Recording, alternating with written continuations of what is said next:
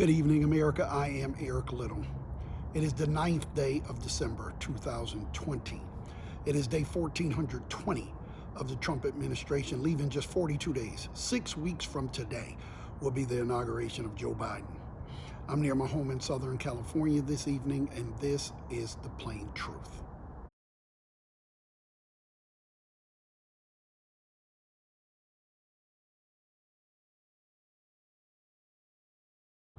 So, yesterday was the drop dead date. No more lawsuits, no more filings, no more any of that stuff. It's set in stone. They're still not stopping Trump and his people from still trying to sue. The Texas Attorney General is trying to sue the four of the states that Biden won. Never mind the fact that he's under indictment himself and is facing up to 99 years in prison.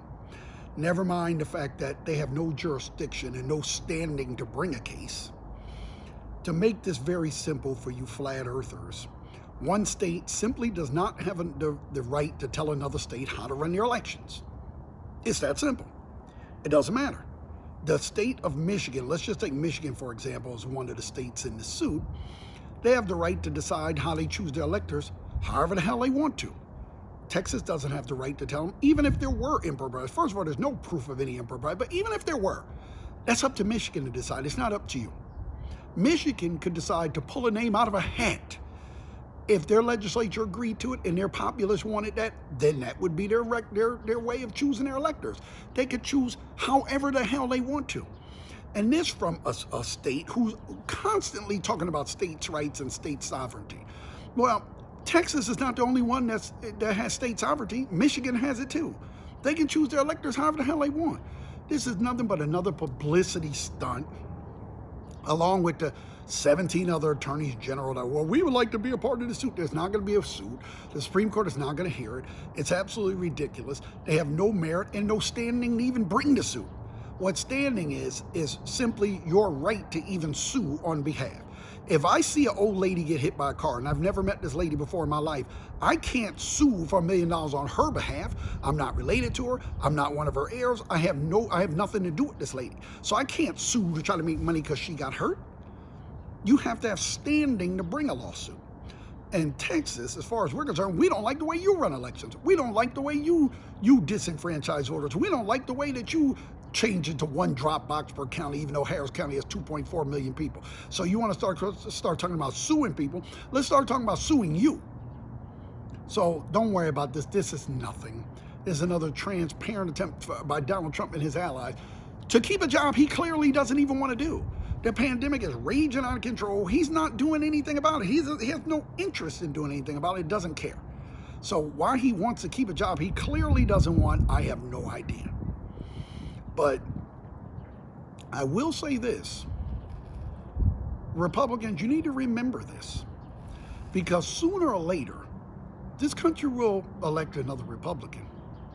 And when Democrats drag you all over the place, even though the person clearly won, I don't want to hear from you. Because Biden clearly won this election. It was not even close. I mean, this would worry me if this election was close. You know, the Democrats shouldn't have to win by 1 million to win. If he won by 1 vote, that should be enough. He still won. You know, all this dragging around, you know, if there was some evidence, they brought more than 50 cases now in 6 different states. The Attorney General, who's been Trump's lapdog since the beginning of this thing, don't you think if there was a case, they would have made it? You're telling me you think Bill Barr's sitting on evidence? You're telling me the Republican governor and a Republican Secretary of State in Georgia are sitting on evidence? These two have been lapdogs for Trump since he got elected, before he got elected.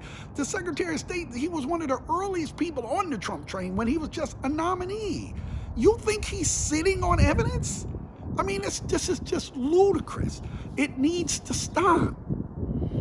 Somebody is going to, the guy in Georgia is right, somebody's going to get killed. The lady from Michigan, she's one of the state representatives in Michigan who heard these ridiculous claims and said they were ridiculous, was getting all kinds of death threats, getting called the N-word, she should be hanging from a tree and all this stuff. And so she threatened them right back. You know, come to my house, I got a gun too, or whatever it is she said. And then they took her committee assignments away. For what? Defending herself? Then you wonder why black people are upset at you all the time. So they could call her anything and threaten her. They're outside of the Secretary of State Michigan's house with guns and everything else. And you could do all that, but somebody says, hey, I got a gun too.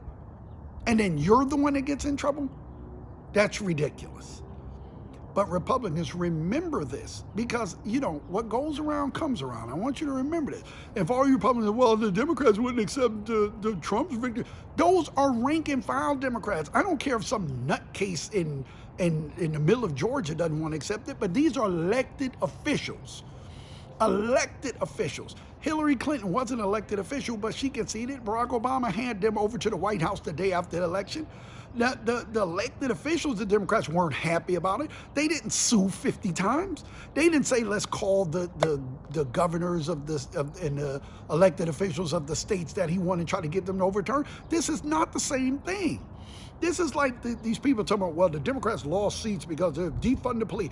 Not a single Democrat running for anything ever said defund the police. Those are street activists. You want me to be responsible for what somebody else says?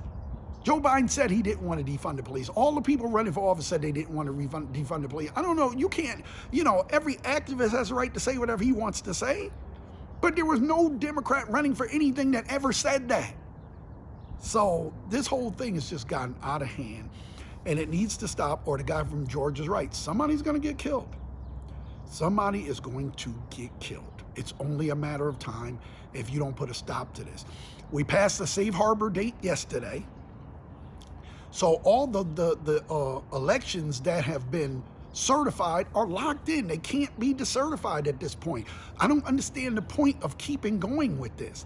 They're only going to get thrown out. Every time you file a lawsuit in one of these states, they're going to say it's already been certified and you passed safe harbor date. Get out.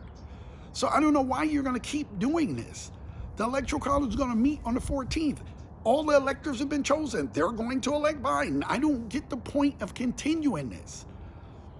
Except these rubes who keep sending Trump money to fight the election. That's why they keep coming up with new things to keep you idiots sending him money.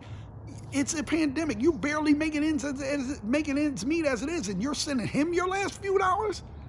I mean, you're talking about suckers and losers. You already lost. You sent him money for a campaign that he was a heavy underdog in. You lost that money. And then on top of that, you compound it by sending money to the person who lost? And you call them military suckers and losers. And that is the plain truth, as I see it. And I am Eric Little. Good night.